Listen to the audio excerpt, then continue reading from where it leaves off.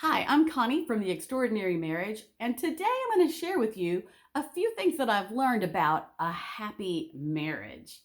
All right, so first of all, last weekend was my birthday weekend, and we were clearing off the outside deck and putting the chairs over to the pool deck. It's springtime, planting flowers, and all that kind of thing.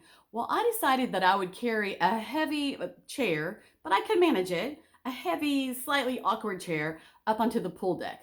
Well, you know how you have that rail around the pool deck and then you have the little gateway that you have to keep closed so the little kids can't get out there? Well, that gate was open, but when I started up the 3 steps to the pool deck, my chair did not clear the gateway.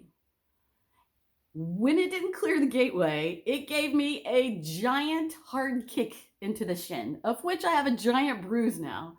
And in that moment, it hurt so very bad until I realized that I was getting ready to fall backwards down the 3 steps. In that moment, I had to kind of think, okay, how are we going to fall here? And that took my attention, and there wasn't very much time to think. Bam! I fell onto the ground, down the 3 steps. But guess what? My shin was still hurting. Why? I had just fallen on my derriere 3 steps down, and yeah, it hurt, but my shin hurt so bad. That's where the most pain was. And when it comes to our marriage, that's what happens. Pain tends to get our attention. Pain tends to get our attention and our focus, and we forget about all the good things that are going on in our marriage.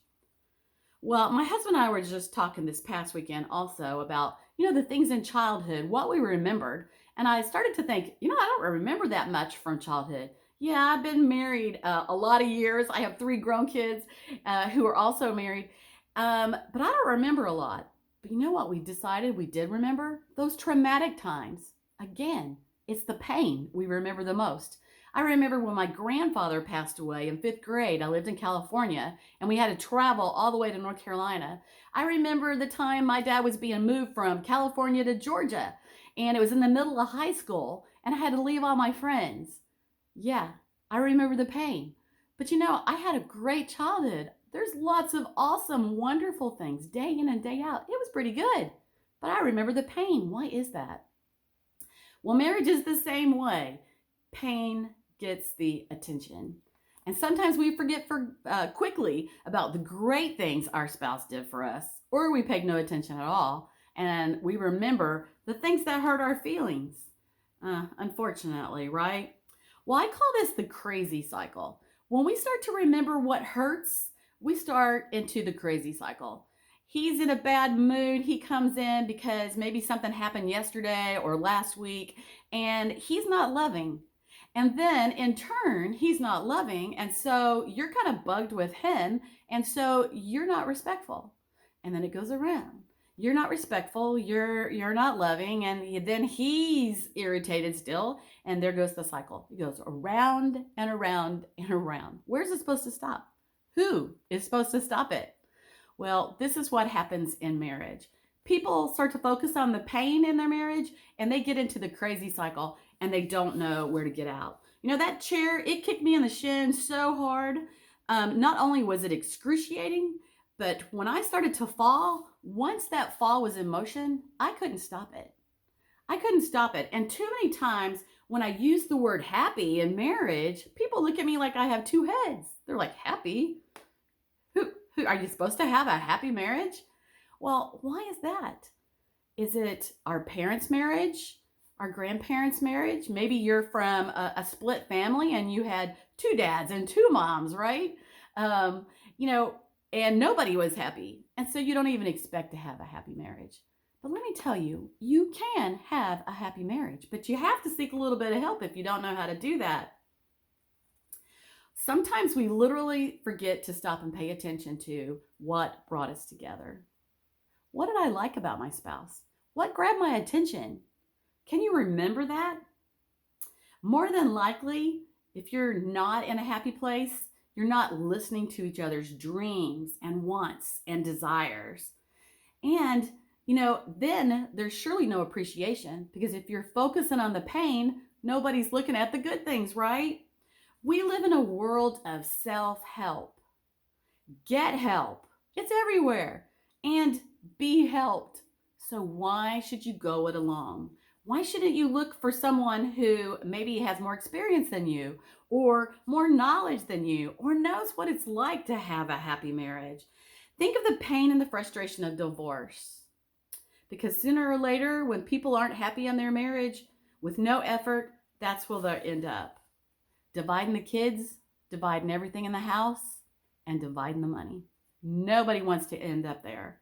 So let's take a quick minute today and let's look up, what does a happy marriage look like and what makes a happy marriage? Number one is they listen to one another.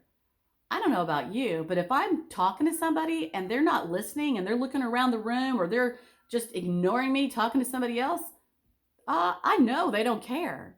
So it's important to demonstrate that first. First, we listen and then we hope that they'll listen, right?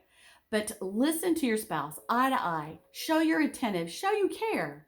The second thing is treat your spouse as your best friend. Like I never hung around people who weren't nice to me. How about you?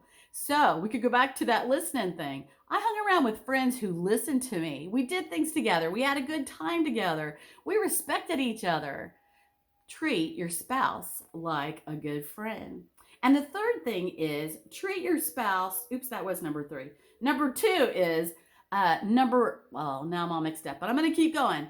The third one is treat your spouse, make them your number 1. Make your spouse your number 1. That means your kids aren't number 1, your parents aren't number 1, and your friends are number 1. There's nothing that makes a woman angrier, or probably a man too, I'm not a man, probably a man too, than their spouse putting the kids above them, putting their parents above them, putting their friends above them. Because if you're doing that, or if your spouse is doing that, it makes you feel unimportant, right? So it's important to make your spouse your number 1. Everything starts with you. You can't control what they do, but you can control what you do. So, if you've had a little trouble keeping your happy on in your marriage, I want to share with you something that you can get, because I'm here to help you. First of all, you can get my 7 ways couples can avoid the pitfalls of marriage. We all see them, right? 7 ways couples can avoid the pitfalls of marriage. And it's actually going to share with you 7 things to focus on, because I believe in focusing on the positive instead of the negative. Time to become aware of what will make your marriage more enjoyable, more appealing, and yes, more happy.